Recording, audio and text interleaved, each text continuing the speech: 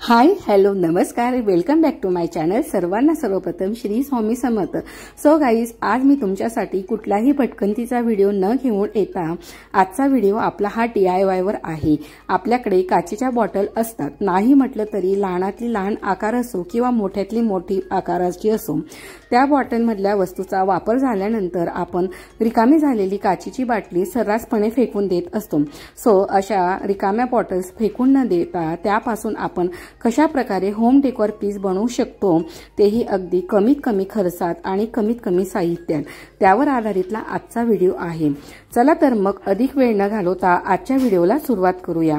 या ठिकाणी देखील मी टोमॅटो सॉसची रिकामी झालेली बॉटल स्वच्छ करून त्यावर व्हाईट ॲक्रेलिक पेंटचा यूज करून घेतलेला आहे। व्हाईट ॲक्रेलिक पेंट ड्राय झाल्यानंतर मी या ठिकाणी पिंक ॲक्रेलिक पेंटचा यूज केलेला आहे।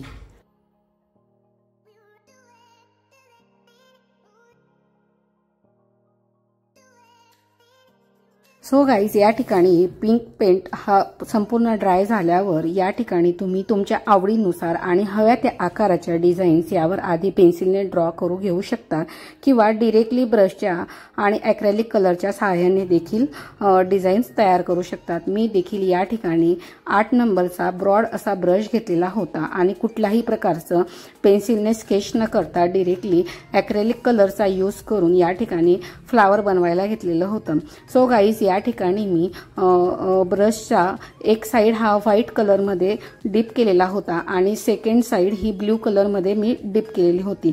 त्यामुळे या ठिकाणी ज्यावेळेस मी फ्लावर तयार करत होती त्यावेळेस त्याच्या वेगवेगळे शेड्स या ठिकाणी तयार होत होते। सो गाईज, या ठिकाणी मी फ्लावर प्रिंट तयार करायला घेतलेली होती। या ठिकाणी कुठल्याही परफेक्शनची गरज नसते, म्हणजे ज्यावेळेस तुम्ही अशा प्रकारचं आर्ट करत असतात तर कुठलीही स्केच करत असताना किंवा कलरिंग करत असताना कुठल्याही परफेक्शनची गरज नसते। या ठिकाणी तुम्ही फ्रीली हँडने हवी तशी आणि हव्या त्या प्रकारमध्ये डिझाईन्स तयार करून हव्या तशा कलर्स त्यांना देऊ शकतात।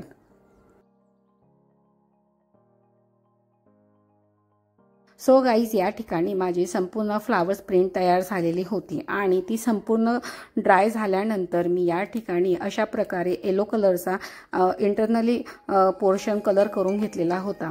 कधीही कलरचा यूज करत असताना फर्स्ट आधीचा कलर पूर्ण ड्राय झाल्यावरच त्यावर सेकंड कलर अप्लाय करा, जेणेकरून कलर एकमेकांमध्ये मिक्सिंग होणार नाही। त्यानंतर वेगवेगळ्या लिप्सचे आकार देऊन मी या ठिकाणी लिप काढून घेत होती। सो गाईज, ही फ्लावर पेंट कशी वाटत आहे मला कमेंट सेक्शनमध्ये लिहायला मात्र विसरू नका। सो गाईज, अशा प्रकारे वेगवेगळे प्रिंट्स आणि वेगवेगळ्या डिझाईन्स तयार करून तुम्ही खूप सुंदर प्रकारे अशा प्रकारच्या DIY डेकोर पीस तयार करू शकता। सो गाईज, या ठिकाणी रेडी आहे आपले फ्लावर्स पेंटची डिझाईन। सो अशा प्रकारे वेगवेगळे फ्लावर्स आणि लिप मी या ठिकाणी ॲक्रेलिक पेंटचा यूज करून तयार करून घेतलेले होते। त्यानंतर मी या ठिकाणी व्हाईट ॲक्रेलिक पेनाचा यूज करून संपूर्ण फ्लावर्सला आउटलाईन तयार करून घेत होती। व्हाईट आणि ब्लॅक ॲक्रेलिक पेन असो किंवा तुमच्याकडे परमनंट मार्कर असेल तर त्याचा देखील यूज तुम्ही या ठिकाणी आउटलाईन करण्यासाठी यूज करू शकता। तसंच तुमच्याकडे जर सगळ्यात स्मॉल नंबरचा म्हणजे 0 किंवा 1 नंबरमध्ये देखील ब्रश अवेलेबल असेल तर तुम्ही ब्रशच्या सहाय्याने देखील एक आउटलाईन देऊन यांना फायनल टचअप देऊ शकता। सो गाईज, या ठिकाणी आपलं ही फ्लावर्स प्रिंटची डिझाईन कशी दिसत आहे मला कमेंट सेक्शनमध्ये लिहायला मात्र विसरू नका। सो गाईज, अशा प्रकारे मी संपूर्ण प्रिंटला फायनल आउटलाईन देऊन त्याचा फायनल टचअप करून घेत होती। त्यानंतर या ठिकाणी मी बॉटलवर वार्निश यूज केला होता, म्हणजे वार्निशचा कोट अप्लाय केल्यामुळे हे जे ॲक्रेलिक पेंट आहेत हे फेडअप होत नाही। कितीही डस्ट असो किंवा बाहेरचं टेम्परेचर वेदर याचा कुठलाही इफेक्ट या कलरवर होत नसतो आणि वर्षानुवर्ष आपले हे जे बॉटल्स डिझाईन्स असतात ह्या अशाच्या अशा असतात। सो गाईज, या ठिकाणी तुम्ही बघू शकतात की मी वार्निश अप्लाय केल्यानंतर एक ग्लॉसी आणि शायनी लुक आपल्या बॉटलला आलेला आहे। सो गाईज, आपली ही DIY डेकोर पीस बॉटल कशी दिसत आहे मला कमेंट सेक्शनमध्ये लिहायला विसरू नका। आणि हो, ही फ्लावर्स प्रिंटची डिझाईन देखील कशी वाटत आहे ते मात्र नक्की सांगा। आणि हो, व्हिडिओ आवडला असेल तर व्हिडिओला देखील लाईक करायला विसरू नका। चला तर गाईज, मी तुमच्यासोबत अजून एक गोष्ट शेअर करते।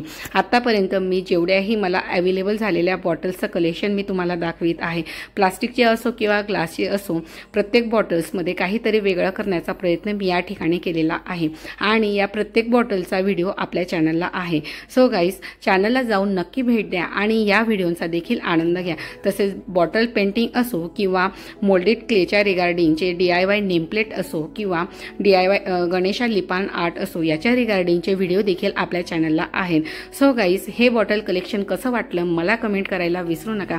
आणि हो, आजचा व्हिडिओ आवडला असेल तर व्हिडिओला एक लाईक, चॅनलला सबस्क्राईब आणि व्हिडिओ जास्तीत जास्त शेअर करायला मात्र विसरू नका. चला तर मग भेटूया पुन्हा अशाच एका नवीन आणि माहितीपूर्वक व्हिडिओमध्ये. व्हिडिओ शेवटपर्यंत पाहिल्याबद्दल तुमचं सर्वांचं मनापासून धन्यवाद. व्हिडिओ आवडला असेल तर व्हिडिओला एक लाईक, कमेंट, शेअर करायला विसरू नका. भेटूया पुन्हा एका नवीन व्हिडिओमध्ये. तोपर्यंत बाय.